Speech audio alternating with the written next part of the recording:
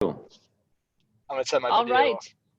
Yeah, good afternoon, morning, whenever everybody's watching this video. We're thankful you're tuning in.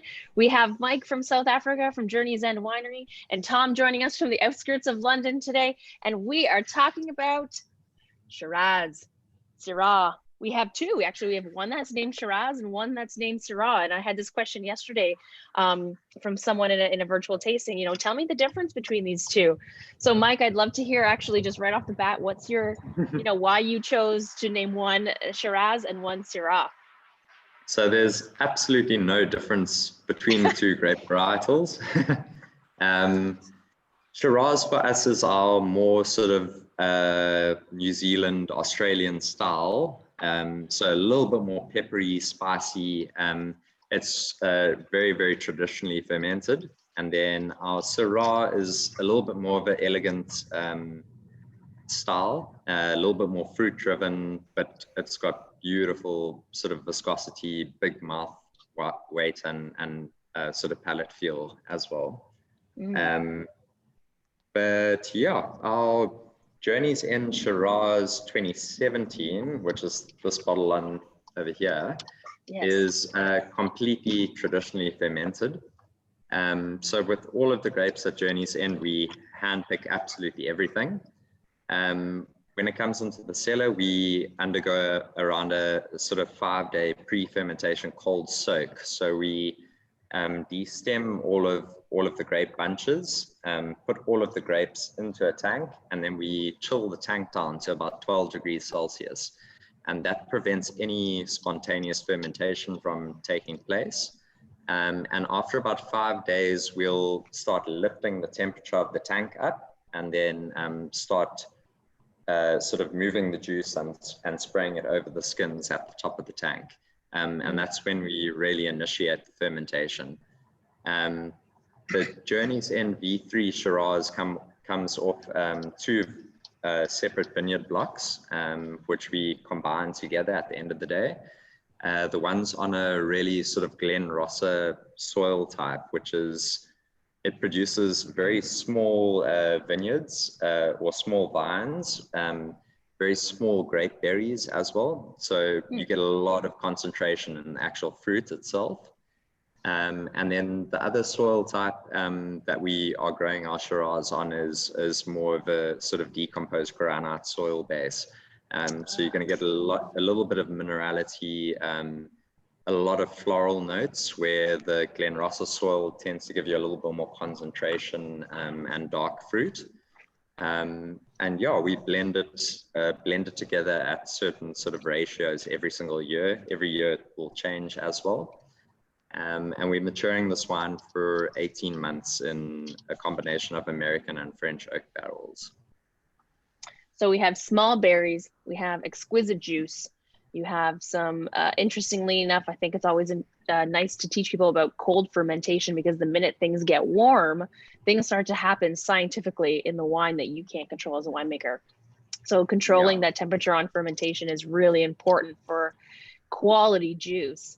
Because that's the same thing when people have to, when people tell me, oh, I open a bottle of wine, how do I extend the life of it? Keep it in the fridge, right? Control the temperature of the juice. It's the exact same way. I think people have an interesting way to align the winemaking philosophy with how you keep the wine actually fresh in your own home. It's very similar. Keep it cold and control it down.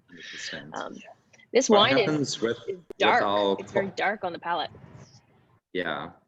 What happens with why we do these cold macerations before fermentation is because your flavors, your aromas are extracted into, it's either a water-based solution before the fermentation's actually taken place, and you haven't built up any alcohol.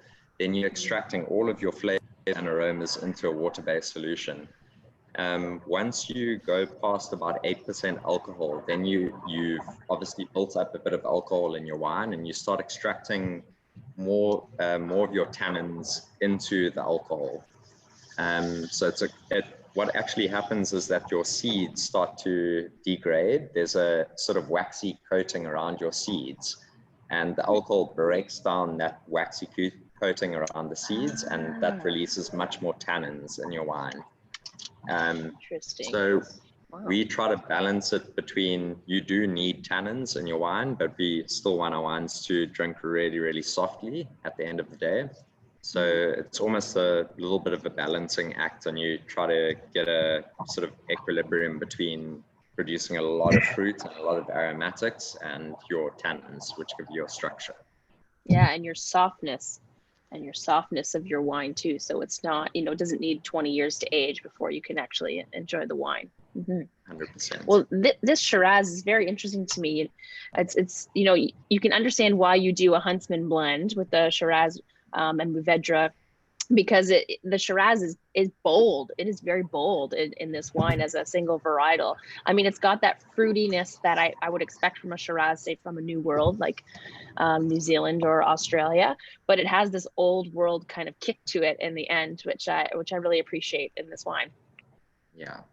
I think this wine's actually been in the LCBO as well, the Shiraz. So it's had a couple of years listed there and built up a decent bit of traction, I think, in the Canadian market, which is good. It's got a good following.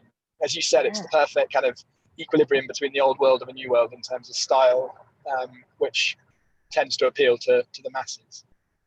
I love it. And then, okay, so that Shiraz is, I mean, that's fabulous. I feel like that you could also age this for, up to 8 to 10 years and it would just soften out. It'd be such an interesting wine to see the evolution over time. So, and the vines on these, are they older or? This is about a 27-year-old vineyard block. Okay. Yeah, between the two. The one's 24-year-old, one's 27-year-old. So yeah, relatively old vineyards. Vines, yeah, exactly. Yeah. Okay, so now on to the Griffin Syrah, which I'm very interested to try back to back. These two. Personal favorite. Oh wow! Talk about dried roses and floral. It's much more, to me, it's got that sort of dried floral note to it, dried potpourri notes to it. Very interesting. You wouldn't think it was 100% carbonic fermented. I assure you 100% that it is. Wow. A lot of people make sort of carbonic wines and they smell almost candified and super sort of tutti fruity. But yeah, this wine again comes off a relatively old vineyard block, 30 years old. And yeah, it's completely different in the way that we actually process these grapes. So they not picked early in the morning. We pick them sort of midway through the day. The idea behind a carbonic fermentation is to get the temperature to be as high as possible before it actually enters the cellar, which is the polar opposite from what we do with our traditional ferments.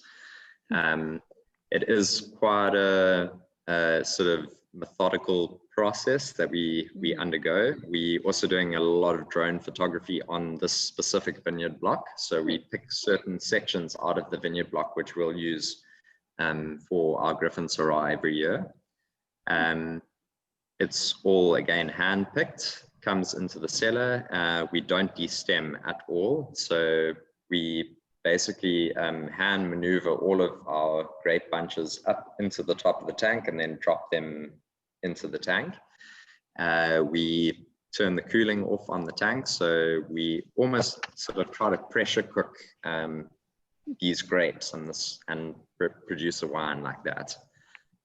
But there's a lot of different things that sort of happen in a carbonic fermentation, a lot of enzymatic reactions, but at the end of the day, what happens is that you have an intracellular fermentation. So the fermentation happens inside the grape berry cells, and it releases the juice really, really softly. You tend to get a very soft tannic structure. The wine originally smells exactly like bubblegum, and then we age it in 100% American oak, and it produces this. So it's sort of two things you wouldn't really do together. You don't want to produce a really fruity wine then put it into 100% American oak in fear of it overpowering the wine. But for this vineyard specifically, it really, really works.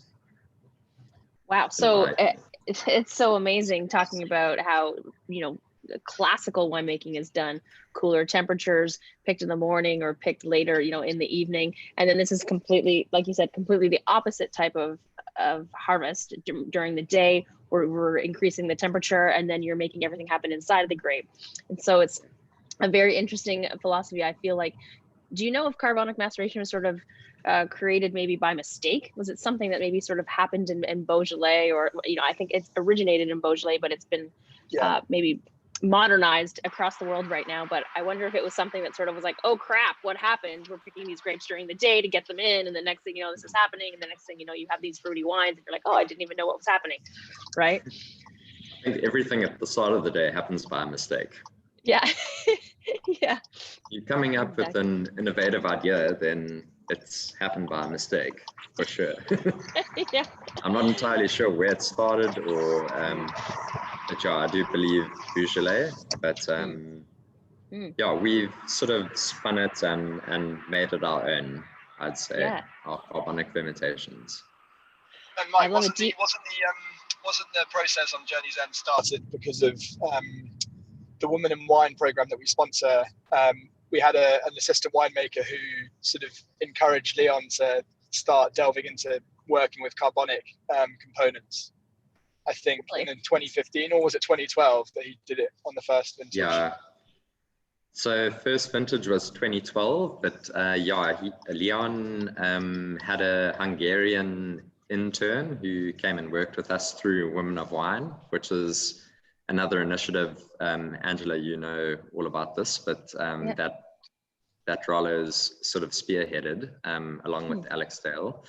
And she came to Journey's End and said, maybe we should try something a little bit different with this, the Syrah.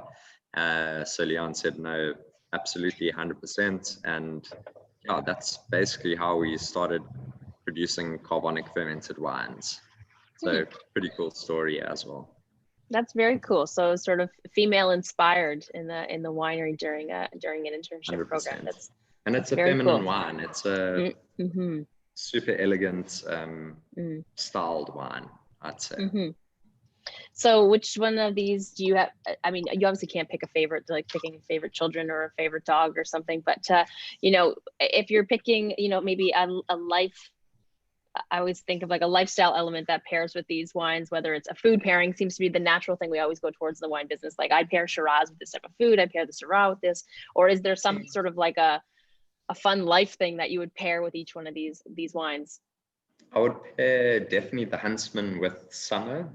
I'd definitely pair the Journey's End V3 Shiraz with winter.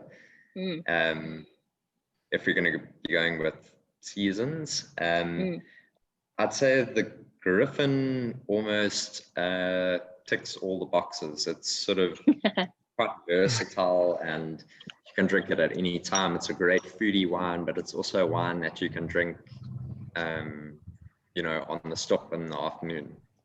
So agreed. Yeah. I do, when I do wine dinners, I pair the Griffin often with things like raspberry coulis and kind of quite flavoursome desserts. It tends to work really well. And I think it's that carbonic element that kind of enables you to pair it with slightly sweeter puddings. I mean, that's a great comment. Like, I think most people don't think red wine and dessert, but I mean, you can do it. Yeah, I think that crunchy fruit is really key. And then for me, I'd say that the Griffin's kind of like Jimi Hendrix. It's got a bit of a rebel, and just kind of surprises you every time you drink it. Whereas the Shiraz is just a kind of a pretty straight shooter. And I'd say it's like a kind of Dire Straits song. It keeps on giving and giving and giving. So that would be my niche pairings for you for the Shirazes. I love it. Well, thank you, gentlemen. I feel like this was a Shiraz 101 and a Carbonic Maceration 101 too. It's like you've got 2 lessons in 11 minutes here with all of us. So thank you very much for spending your time with us, and I'll see you again soon. Thanks, Ange. Bye.